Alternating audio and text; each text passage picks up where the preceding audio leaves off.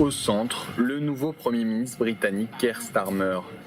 Nommé par le roi Charles III, le nouvel homme fort du Royaume-Uni dirige son premier conseil des ministres ce samedi, après la victoire écrasante du Parti travailliste aux élections législatives. Je vous souhaite la bienvenue. Nous avons énormément de travail à faire, alors maintenant, mettons-nous au travail. Avec 412 des 650 sièges à la Chambre des communes, Keir Starmer dispose d'une très large majorité pour gouverner.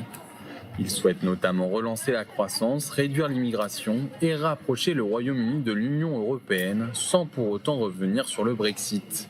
Keir Starmer promet également une tolérance zéro envers l'antisémitisme, un combat qu'il a mené au sein du Labour et salué par la communauté juive britannique. Keir Starmer s'est donné beaucoup de mal pour remédier au problème de l'antisémitisme au sein du Parti travailliste et cela est devenu encore plus visible depuis le 7 octobre.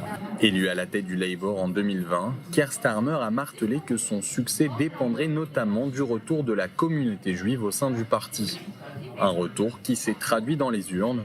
Selon plusieurs estimations, entre 30 à 50% des juifs britanniques ont voté pour le Parti travailliste, alors qu'ils étaient seulement 11% à le faire en 2019. Le parti était alors dirigé par Jeremy Corbyn, accusé à plusieurs reprises d'antisémitisme et qui avait notamment déclaré que le Hamas et le Hezbollah étaient ses amis.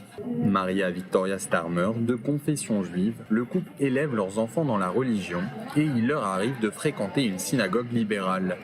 Keir Starmer se dit également sioniste, il soutient le droit d'Israël à se défendre et s'est prononcé en faveur de la fin de la guerre à Gaza lorsque les otages seront libérés. Keir Starmer a également affirmé qu'il était prêt à reconnaître un État palestinien, mais a précisé qu'une telle décision serait prise à un moment opportun et dans le cadre d'un processus de paix.